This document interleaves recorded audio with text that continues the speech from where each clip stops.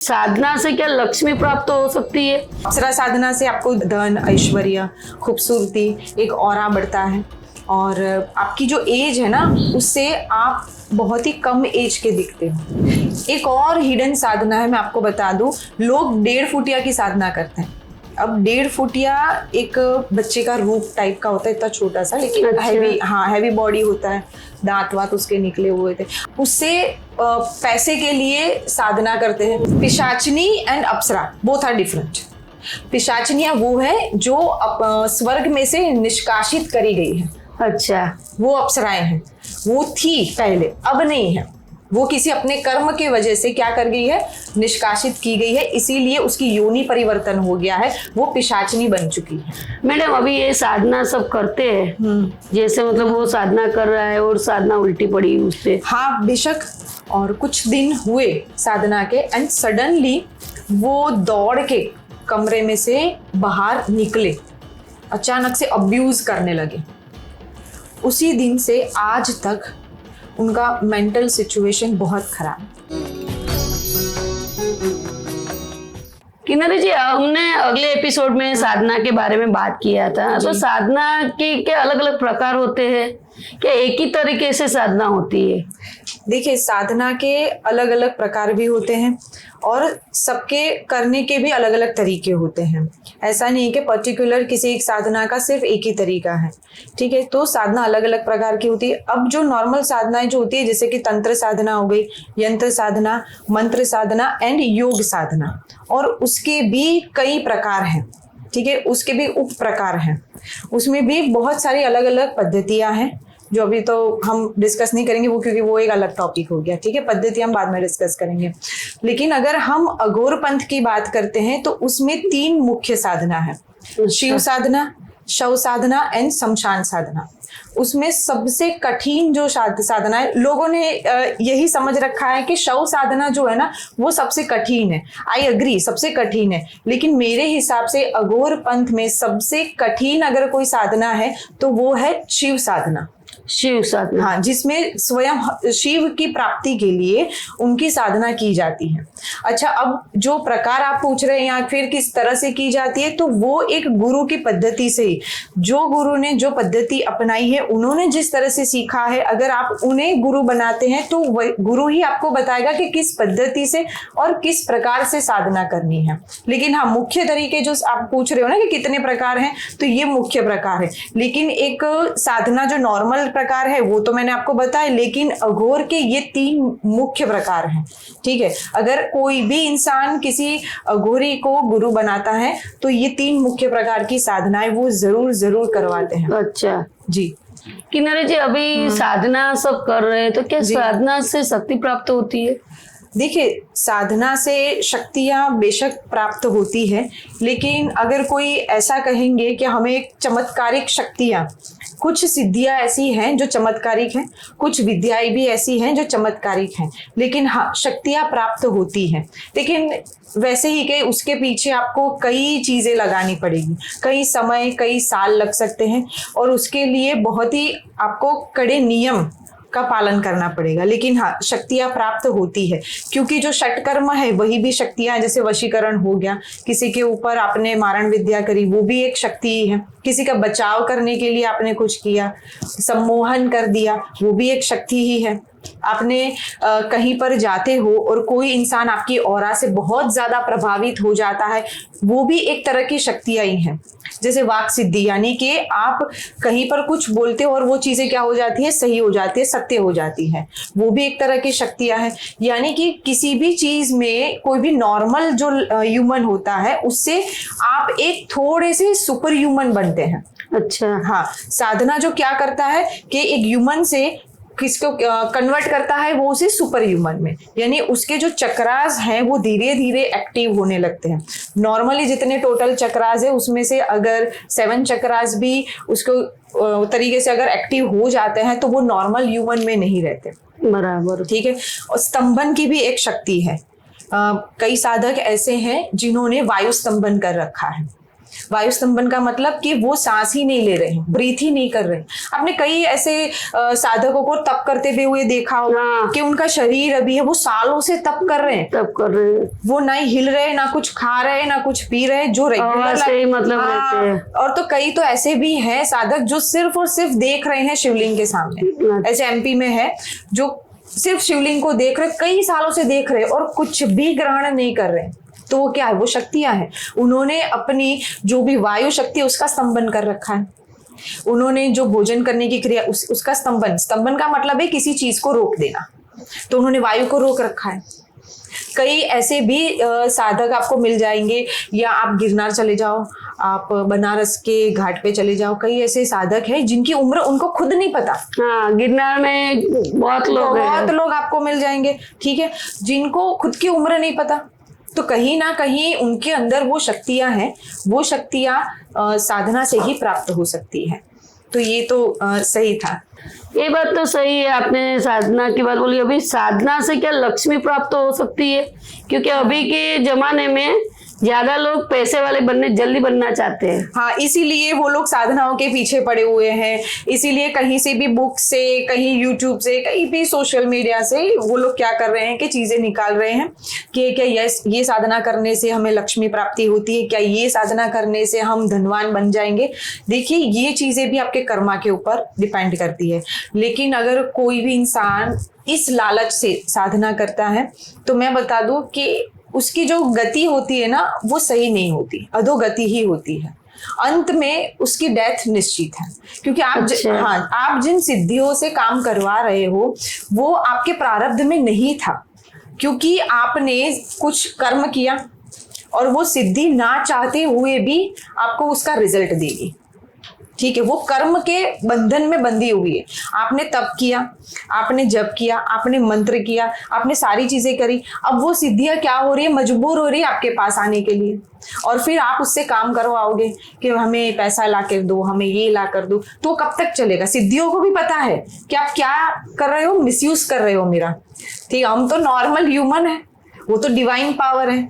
ठीक है, जितनी भी सिद्धियां है, चाहे वो कर्ण पिशाचिनी हो गई या कोई भी यक्षिणी हो गई या पिशाच हो गया, उनके पास तो हर एक डायमेंशन में घूमने की, फिरने की, सब कुछ, भूत भविष्य वर्तमान सब जानते हैं। तो क्या वो आपके इंटेंशन नहीं जान पाएंगे? लोग करते, अप्सरा साधना करते हैं। ठीक है, हाँ, अप्सरा साधना से आपको धन, ऐश्वर्य, खूबसूरती, एक ऑरा बढ़ता है। और आपकी जो एज है ना, उससे आप बहुत ही कम एज के दिखते हो। जिन्होंने भी अप्सरा साधना करी है वो लोग यही चीजें करना चाहते हैं कि हमें भी प्रॉस्पेरिटी मिले, पैसा मिले। लेकिन उन्हें ये नहीं पता कि आफ्टर डेथ उसका परिणाम क्या है, ये भी तो जानना जरूरी है। लेकिन लोग क्या सोचते हैं कि नहीं, शॉर्टकट ज्यादा। एग्जैक्टली, ठीक है। तो ऐसी यक्षिणी भी है, जैसे धंधा यक्षिणी, जो केवल और केवल लोग कर्ण पिशाचिनी के पीछे भाग रहे हैं। लेकिन ऐसी पिशाचिनियां भी है, ऐसी यक्षिणियां भी है। जो भी आप मोस्ट अभी चल रही है तो वो कौन सी है? कर्ण पिशाचिनी। ठीक है, सबसे फेमस है। वैसे तो बहुत सारी पिशाचिनियां हैं, लेकिन लोग इन्हीं के पीछे पड़े हुए हैं क्योंकि मतलब वो जो इंद्रदेव के साथ रहती है, अप्सरा, ये सब उसके नाम है। देखिए, pishachini and apsara both are different. पिशाचिनियां वो है जो स्वर्ग में से निष्कासित करी गई है। अच्छा, वो अप्सराएं हैं। वो थी पहले, अब नहीं है। वो किसी अपने कर्म के वजह से क्या कर गई है, निष्कासित की गई है, इसीलिए उसकी योनि परिवर्तन हो गया है, वो पिशाचिनी बन चुकी है। बराबर, ठीक है। और apsara is different, she is very divine. लेकिन आजकल उन्हें भी, अप्सराओं का भी जो लोग है ना, साधक, ऐसा समझते हैं कि अगर हम पिशाचिनी की सिद्धियां कर ले या साधना कर ले तो वो आके हमारा जो लस्ट है वो आके हमारा पत्नी धर्म निभाएंगे, जो आप समझ रहे हो। ठीक है। तो कुछ पुरुष इस वजह से भी उनकी साधनाएं करते हैं। अरे बाप रे, कि वो अप्सराएं हैं तो हम सिर्फ देखना चाहते हैं, हमें पैसे तो देंगे, हम उन्हें देखना चाहते हैं कि हाउ शी लुक्स। पिशाचिनी है तो वो कैसी दिखेगी, कितनी सुंदर होगी। ठीक है, वो आपको पैसा वैसा भी देगी, लेकिन आपको परिणाम जानने पड़ेंगे कि बाद में उसके परिणाम क्या होता है। ठीक है। और रही बात धंधा यक्षिणी की, लोग उसकी भी साधना करते हैं कि वो आके धन दे जाए, और वो धन देती भी है, लेकिन एक लिमिटेड टाइम के लिए, Limited। फिर उसके बाद उसके परिणाम आपको भुगतना पड़ता है। क्योंकि आपके प्रारब्ध में वो चीज नहीं लिखी है, आप जबरदस्ती कर्म करके उसको आपकी तरफ खींच रहे हो। और सही वो बात। चीजें कर्म में बाधित होती है। जो भी आप साधना करते हो, जो सिद्धियां हैं, ठीक है, वो बाधित है मतलब कि कर्म के बंधन में है। आपने बुलाया तो वो आएगी क्योंकि आपने कर्म किया है, तो उसे आपको रिजल्ट देना ही देना है। फिर उसका फल भी अच्छे से देती है। Exactly, because she know your intention clearly कि आपका इंटेंशन क्या है। ज्यादातर मैंने पहले भी ये बताया था कि साधना का इंटेंशन मोक्ष की प्राप्ति का, ज्ञान की प्राप्ति का होता है। ये जितनी भी पिशाचनियां हैं, अप्सराएं हैं, या जितने भी देवी देवता है, कोई भी ऐसा नहीं कर रहा है कि उनको सिद्ध करके उनसे डिस्कस किया जाए कि किस तरह से हमें मोक्ष के ओर जाना है, तो वो ज्ञान भी देगी आपको। लेकिन ज्यादातर यक्षिणियां, पिशाचनी एंड अप्सराओं की साधना या तो पैसों के लिए की जाती है, नाम प्रतिष्ठा के लिए करते हैं लोग, या तो फिर लस्ट के लिए, सीधी बात, फिजिकल होने के लिए।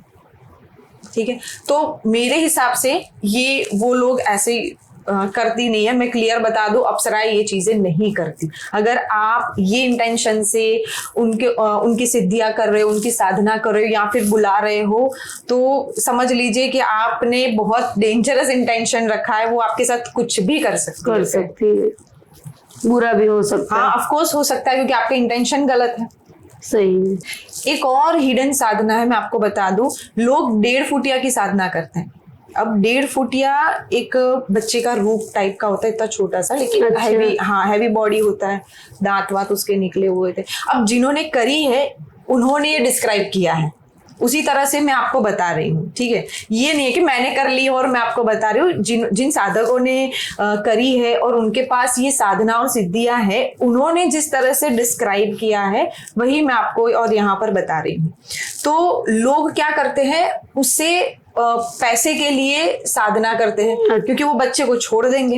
अब किस तरह से वो काम करता है, मान के चलो मेरे पास सिद्धि है 1.5 फुटिया की, और आपके वहां पर 50,000 आपके घर में रखे हुए हैं। मैं अपनी सिद्धि को छोड़ूंगा, वो तो दिखेगी नहीं, इनविजिबल है। वो उसके हाथ बहुत छोटे छोटे होते हैं। यस, तो उसके हाथ में जितने पैसे आएंगे ना, वो लेकर आपको दे देगा। उसके हाथ छोटे हो तो आएगा भी कितना पैसा आएगा उतना वो। तो वो धीरे धीरे जो साधक होता है वो लालची हो जाता है, वो इसके घर बेचता है, इसके घर। और कई लोगों के ऐसे कंप्लेंट्स भी आते हैं कि हमारे घर से ना चीजें चोरी हो रही है, मतलब गायब हो रही है, डिसअपियर हो रही है, आउट ऑफ नोवेयर, भी कुछ नहीं रहता। Yes, of course, out of nowhere, किसी को कुछ पता नहीं चलता चोरी किया है क्या किया है। तो ये जो होता है ना, कहीं आसपास 1.5 फुटिया की साधना किसी ने कर रखी है और वो धीरे धीरे छोड़ रहा है। अच्छा, जिसके पास 1.5 फुटिया होता है, कुछ लोग बताएंगे, अगर किसी के पास होगा तो कमेंट में, ठीक है, कमेंट में आएगा। ऐसा होता है, वो ज्यादा जानकारियां भी दे सकते हैं, लेकिन उनकी भी खुद की जरूरतें होती है, वो बच्चा है काइंड ऑफ, ठीक है। तो वो क्या करेगा कि अपनी मनमानी भी चलाएंगे, हाँ, अपनी जिद करेगा, अपनी जिदें करेंगे, उनकी भी अपनी जो डिजायर होती है वो आपको फुलफिल करनी। अगर आप नहीं कर पाते हैं तो वही चीज आपको मार देगी। अच्छा, तो ये कुछ लंबे समय तक ऐसा नहीं है कि वो पैसे चुरा के वो कितना ही देगा आपको। तो कुछ लोग ना, मैं इसीलिए कहती हूँ कि आपको क्यों साधक बनना है, आपको क्यों साधना करनी है, उसकी पर्पस आप क्लियर रखें। पहले तो आप अच्छे गुरु से मिलिए, वो आपको पर्पस बताएंगे कि इस पर्पस से आपको साधना करनी है। मैडम, अभी ये साधना सब करते हैं, तो कोई साधक के साथ कभी उल्टा हुआ है, जैसे मतलब वो साधना कर रहा है और साधना उल्टी पड़ी उस पे? हाँ, बेशक, बिल्कुल, इसीलिए तो गुरु की आवश्यकता है। ऐसा मेरे पास एक केस आया था, एक भाई है, तो उनके ब्रदर के साथ ऐसा हुआ था। एक्चुअली वो कुंडली दिखाने के लिए आए थे उनके भाई की, तब उन्होंने डिस्क्राइब किया कि मेरे भाई आज से कुछ साल पहले किसी देवी की, तामसिक देवी की घर में ही साधना कर रहे थे। अब जो नाम उन्होंने दिया है, उनकी साधना घर में नहीं हो सकती। अच्छा। उनकी साधनाएं शमशान में होती है। अगर शमशान वाली देवी की साधना आप घर में कर रहे हो तो आपका घर ही शमशान में परिवर्तित हो जाता है। ठीक है, उनकी जगह वहीं पे है। एग्जैक्टली, जहाँ जिस तरह से आपको रिचुअल्स है, जो प्रोसेस है, वो कंप्लीटली फॉलो करना पड़ेगा। अब मुझे ये नहीं पता है कि वो जो भाई थे उनके कोई गुरु थे या नहीं थे या अपने से ही कर रहे थे। तो जब साधना के कुछ दिन हुए तब अचानक से, मतलब वो किस तरह से कर रहे थे, जो भाई ने मुझे डिस्क्राइब किया, उनके छोटे भाई ने मुझे डिस्क्राइब किया था कि उनके बड़े भाई के साथ ऐसा ऐसा हुआ है कि अंधेरा कर देते थे कमरे में और वो साधना में बैठ जाते थे न्यूड टोटली। और कुछ दिन हुए साधना के एंड सडनली वो दौड़ के कमरे में से बाहर निकले, अचानक से अब्यूज करने लगे। उसी दिन से आज तक उनका मेंटल सिचुएशन बहुत खराब है, जिसे हम कहते हैं कि वो पागल हो चुके हैं। अच्छा, उन्हें कुछ भी समझ में नहीं आ रहा है, मतलब सिर्फ बैठे रहते हैं, कुछ चीजें घूरते रहते हैं, कभी कभी डर जाते हैं। यानी कि अब इसमें हुआ क्या, वो साधनाएं हो सकता है कि वो जो देवी है वो प्रकट हो गई, एग्जैक्टली आ गई और ये नहीं झेल पाए। मैडम मैं आपको रोक रही हूँ, पर आप अपने दर्शक मित्रों को भी दिखाओ कि कौन सी देवी है, जैसे कि उन लोग को भी पता चले कि घर में ये देवी का पूजन करना चाहिए, साधना करनी चाहिए या नहीं करनी चाहिए। जैसे छिन्नमस्ता, ये महाविद्या में आती है, उनकी साधनाएं घर में नहीं होती, उनकी शमशान में ही होती है और कुछ पर्टिकुलर उसके रिचुअल्स होते हैं। तो मैं मतलब आप जो बता रहे हैं वो अपने वो जोगणी माँ बोलते हैं वही? हाँ, वही है। जिनके साइड में दोनों दासियां होती है और फिर वो उन्हीं के ब्लड को, एंड छिन्नमस्ता के हाथ में खुद का उनका भी सर होता है जो वो खून पी रहे हैं, ब्लड। ठीक है, तो उन्हीं की जो साधना है छिन्नमस्ता देवी जो महाविद्या में आती है, उनकी साधना शमशान में होती है। अच्छा, घर में नहीं होती। और पर्टिकुलर उसके एक शक्तियां प्राप्त होती है जो शायद मुझे लगता है किसी घरेलू इंसान या सांसारिक इंसान के लिए वो साधना में पढ़ना मुझे नहीं लगता जरूरी है। वो एक ऐसे साधकों को करना चाहिए जो टोटली शमशान में या फिर अघोर तंत्र में अघोर दीक्षित है। मैं ऐसा मानती हूँ। अगर आप परिवार में रह रहे हो, घरेलू हो, सांसारिक हो, तो ऐसी साधनाओं में आप ना जाए। तो उनके भी क्योंकि वो अगर सामने आ जाएगी और आपके पास गुरु नहीं है, तो मैं उस स्टोरी पे वापस आती हूँ। वो भाई के साथ शायद ऐसा हुआ होगा कि वो जिनकी भी साधना कर रहे हैं वो देवी प्रकट हो गई, वो झेल नहीं पाए। या फिर कभी कभी ऐसा भी होता है कि पोजेशन होता है, पोजेशन इन द सेंस कि वो देवी जो है वो आपके बॉडी में आ जाती है या आके चली गई और आपकी बॉडी झेल नहीं पाई। हो सकता है कि उसके शरीर में उस देवी का अंश आया हो या फिर उन्होंने दर्शन किए हो उनकी सेविका का या फिर उनके गणों में से, लेकिन उसी वजह से वो डर के वो दौड़ के बाहर आ गए हैं। कभी कभी ये भी होता है कि आप जिनकी साधनाएं करते हो ना, उनका अंश मात्र, मैं ये नहीं कह रही हूँ कि खुद देवी शरीर में आ जाती है, क्योंकि हमारी इतनी कैपेसिटी नहीं है। अगर ऐसा होता है, आप सिर्फ देख भी लोगे ना अगर माँ काली को साक्षात, तो आपका बॉडी टोटली फट जाएगा। शरीर में आने की बात तो दूर है, उनका तेज, उनका प्रकाश, उनका प्रभाव ही इतना है। वो तो स्वयं जगदम्बा है। तो मैडम ये सब जो बोलते हैं मेरे शरीर में ये देवी आती है, ये देवी आती है, तो ये सब क्या होता है? वो भी मैं आपको बताती हूँ कि आप ये बोल रहे हो ना कि जिनके ऊपर सवारी आती है, हाँ। देवियों की सवारी आती है। एक्चुअली एक तो उनके अंदर का जो चक्रास है वो एक्टिवेट हो जाए, जिसे हम कुंडलिनी कहते हैं। जब वो कुछ प्रकार के स्तोत्र या मंत्र से उनकी जो एक्टिवेशन हो जाती है, तो अपनी ही कुंडलिनी जो शक्ति है ना वही एक्टिव हो जा रही है। अच्छा। उसी की एनर्जी से वो झेल नहीं पा रहे हैं। ठीक है, मैं ये जगदम्बा आ गई, माँ काली आ गई, ये आ गया, मैं नहीं मानती कि कोई भी देवी किसी के भी शरीर में आ सकती है। वो माँ है, अगर शरीर में आएगी ना शरीर फट जाएगा, ब्लास्ट हो जाएगा। हम तो बहुत बहुत छोटे कण मात्र हैं उनके सामने। सिर्फ आप देख भी लोगे ना तो आप अंधे हो जाओगे। तो वो शरीर में आता कौन है? जिनके एक्चुअल में शरीर में आते हैं, तो हो सकता है कि उनकी गण आए, उनकी कोई योगिनी आ सकती है, जोगनी आ सकती है, उनकी सेविकाएं आ सकती है, वो सारे शरीर में आ सकते हैं। अंश मात्र की बात हो रही है, अंश मात्र की बात। और कुछ जगह पर सिर्फ ड्रामा होता है, कुछ जगह पर, मैं सीधा बोलूंगी, कुछ जगह पर क्या होता है?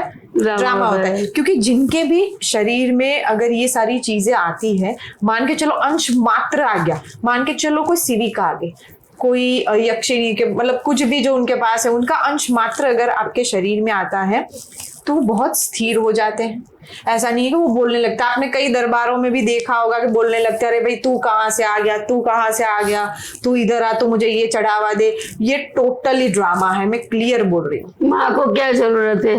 वो कभी मांगती नहीं है। हाँ, वो अपने को देती है। हाँ, और वो भूत भविष्य नहीं बताती, वो सिर्फ आपको आशीर्वाद देती है। हाँ, सही है। जिनके अंदर, अब अच्छा हम कैसे पहचानेंगे कि भाई इसके अंदर पोजेशन एक्चुअल में डिवाइन पोजेशन है या फिर सिर्फ ड्रामा कर रहे हैं? तो वो आप इसी चीज से पहचानिए कि जिनके अंदर एक्चुअल में किसी देवी का अंश मात्र भी आ रहा है, वो सिर्फ और सिर्फ आशीर्वाद देंगे, वो बहुत साइलेंट हो जाएंगे, चुप रहते हैं। हाँ, चुप रहते हैं। ऐसा नहीं बताने लगेंगे कि भाई तुम्हारे घर में वो है, तुम्हारे घर में ये है, कल मुझे ये चढ़ावा दे, मुझे ये कर लो, वो कर लो। मुझे लगता है जो मांगते हैं वो डिवाइन पोजेशन नहीं है, कोई और पोजेशन होगा, आप चेक करवा लीजिए। या तो फिर टोटली ड्रामा है। सही सही बात। टोटली ड्रामा है। और एक और चीज मैं आपको बताती हूँ कि जिनके अंदर डिवाइन पोजेशन आता है ना, उनके पैर के अंगूठे उस समय मुड़े हुए होते हैं। हाँ, और अपने पैरों को वो हमेशा पीछे कर लेते हैं। हाँ, ये डिवाइन पोजीशन जो मैं बता रही हूँ कि किसी देवी का अंश मात्र भी आ रहा है, तो वैसा उसका सिम्टम हम कैसे पहचानेंगे? तो ये उनका सिम्टम कि अपने पैर जो होता है ना, उसके पंजे वो लोग छिपा लेते हैं, क्योंकि उसका जो अंगूठा होता है वो थोड़ा सा उस समय मुड़ा हुआ है। हाँ, मुड़ा हुआ रहता है। तो आप अगर कहीं पर जाते हो तो चेक करना, स्पेशली उसके पैर चेक करना, ठीक है? अगर इस तरह का कुछ नहीं दिख रहा है, जो मैंने सिम्टम्स बताए वो नहीं दिख रहे, तो फिर आप समझ जाइए कि यहाँ पर कुछ गड़बड़ है। मैम अभी तो क्या है पता है, आपने जो ये बताया ना, तो अपना ये वीडियो देख के जिन लोग को ऐसा नहीं होता होगा अभी वो भी मोड़ने लगेंगे। ऐसा है। लेकिन वो चीजें वो तो नहीं करेंगे ना। हाँ। जो चीजें सही है वो सही है, ठीक है कि भाई ये सिम्टम्स है, ये है वो। लेकिन अगर डिवाइन पोजीशन नहीं है, कोई और पोजीशन है, जैसे नेगेटिव पोजीशन है, ठीक है, किसी का पिशाचनी वाला या फिर किसी यक्षिणी का, इस तरह का कुछ भी पोजीशन होगा, तो वो खुद पे काबू नहीं रख पाएंगे। अच्छा। और कभी भी किसी देवी का अंश मात्र भी आपके शरीर में आता है ना, तो कभी भी अब्यूजिव या फिर इतनी बुरी लैंग्वेज नहीं बोलते हैं। वो बहुत ही शांत होते हैं। वो सिर्फ अपने भक्तों को आशीर्वाद देते हैं और कुछ अच्छा करने के लिए वो बताते हैं, ये नहीं कि भविष्य बता दें। तो ये होता है।